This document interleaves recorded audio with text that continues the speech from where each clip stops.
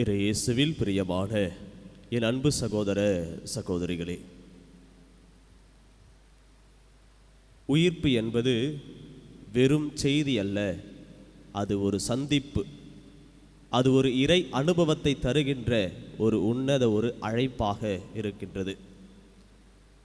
நாம் ஒவ்வொரு நாளுமே நம்முடைய இல்லங்களில் செல்கின்றோம். அந்த இல்லத்தை விட்டு நாம் வெளியே வருகின்றோம். நாம் உள்ளே செல்கின்ற பொழுது இது ஒரு தொடர்ச்சியாக இருக்கிறது. நம் வாழ்வினுடைய எல்லா நிலைகளுமே நாம் இல்லத்திற்கு உள்ளே செல்கின்ற பொழுது நாம் செய்கின்ற செயல் என்னவென்றால் ஒளி ஏற்றுவது. நம் இல்லத்தில் ஒளி ஏற்றுவது. உள்ளே சென்றவுடனே லைட் போடுவோம். லைட் போட்டவுடனே அந்த இல்லம் இருட்டாக இருந்தால் அது ஒளியாக அந்த இல்லம் மாறுகின்றது. இது எல்லா இடத்திலும் நடக்கின்ற ஒரு செயல். நாம் ஒரு இல்லத்தில் செல்கின்றோம் என்றால் அந்த இல்லத்தில் ஒளி ஏற்ற வேண்டும். அந்த ஒளி அந்த இடம் முழுவதும் பரவக்கூடியதாக இருக்கிறது நாம் பார்க்க முடிகிறது. அன்புக்குரிய சகோதர சகோதரிகளே, இதனுடைய தொடர்ச்சி தான் இயேசுவுடைய உயிர்ப்பு நம்முள் ஒரு நம்பிக்கை தரக்கூடியதாக இருக்கின்றது. அந்த பெண்கள் கல்லறையை நோக்கி சென்றார்கள். இருவிதமான ஒரு நிலையிலே அவர்கள் இருந்தார்கள்.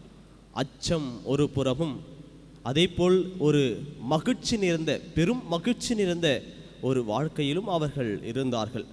இந்த அச்சம் என்பது பல்வேறு நிலைகளிலே நாம் நிலை குலைந்து போகின்ற பொழுதெல்லாம், நம்பிக்கை இழக்கின்ற பொழுதெல்லாம், வாழ்க்கையில் பல்வேறு நிலையில் நாம் விழறி விடுகின்ற பொழுதெல்லாம், பொய்யான வாழ்க்கை வாழ்கின்ற பொழுதெல்லாம், அல்லது நம்மில் வருகின்ற நிலைகளிலே நாம் பேசுவது உண்மையாக இருக்குமோ என்ற நிலையில் இருக்கின்ற பொழுது, அல்லது நான் இருளான சூழ்நிலையில் வாழ்கின்ற பொழுதெல்லாம் இந்த அச்சம் நம்மை கவ்விக்கொள்கின்றது. நாம் செய்வது என்ன என்ற நிலையில் நாம் விழுந்து விடுகின்றோம்.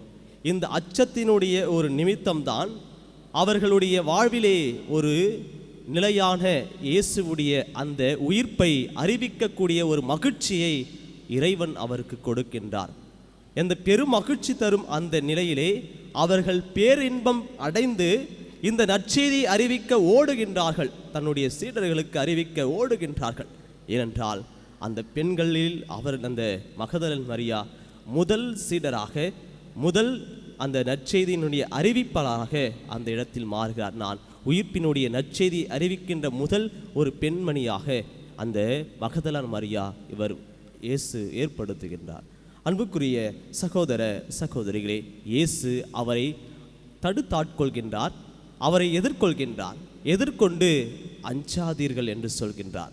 இந்த வார்த்தை இயேசுவுடைய அந்த பிறப்பின் பொழுது வானதூதர் அன்னை மரியாவுக்கு கூறிய அந்த வார்த்தை, அஞ்சாதீர், ஆண்டவர் உன்னோடு இருக்கிறார். அந்த இறை அனுபவம், அந்த அஞ்சாதே என்று சொல்லி கடவுளுடைய உடனிருப்பை தருகின்ற அந்த நிலை, இதே இடத்தில் இயேசு அந்த பெண்களை பார்த்து கூறுகின்றார், அஞ்சாதீர்கள் என்று சொல்லி.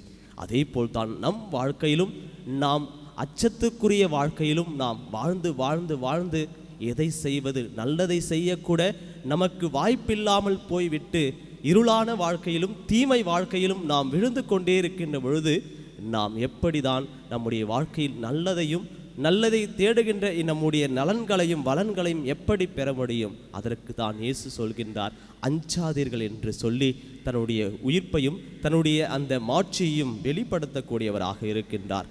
அந்த இடத்திலே குழப்பங்கள் இருக்கின்றது. உண்மை ஒரு புறம், அதே போல் பொய்மை ஒரு புறம் இருக்கிறது. அந்த பெண்கள் அந்த உண்மையை அறிந்து கொண்டு அவர்கள் அந்த கலிலியாவில் இருக்கின்ற மக்களுக்கும் சீடர்களுக்கும் நற்செய்தி அறிவிக்க அவர்கள் ஓடுகின்றார்கள். ஏனென்றால் நம்பிக்கையை அவர்கள் பெற்றுக்கொண்டார்கள்.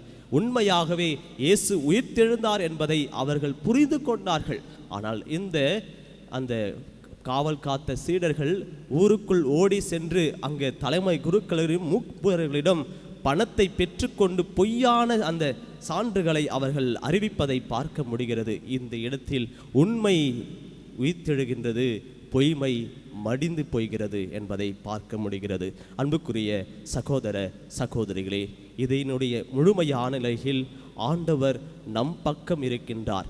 நம் வலப்பக்கத்தில் இருக்கின்ற பொழுது எந்நேரத்திலும் நாம் அசை உறா நிலையிலும் அதைப்போல் நம்முடைய இதயங்கள் எல்லாம் அக்களிக்கக்கூடிய பெரும் மகிழ்ச்சிக்கூடிய ஒரு நிலையில் இருக்கக்கூடியதாக இருக்கிறது. நம் வாழ்க்கையிலும் இருள் சூழ்ந்த நிலையில் நம்முடைய அந்த இருளை அகற்றுகின்ற இயேசுவுடைய அந்த உயிர்ப்பின் ஒளி நம்மில் தொடர்ச்சியாக எரிந்து கொண்டே இருக்க வேண்டும். அந்த இல்லத்தில் எப்படி நாம் உள்ளே சென்று அந்த ஒளியை ஏற்றுகின்றோமோ அதே போல் நம் உள்ளத்திலும் அந்த ஒளியை ஏற்றி தொடர்ச்சியாக இயேசுவினுடைய உயிர்ப்பினுடைய சாட்சிகளாக நாமும் வாழ்வோம். நல்லாய் இயேசு என்றென்றும் வாழ்த்த பெறுவாராக. ஆமேன்.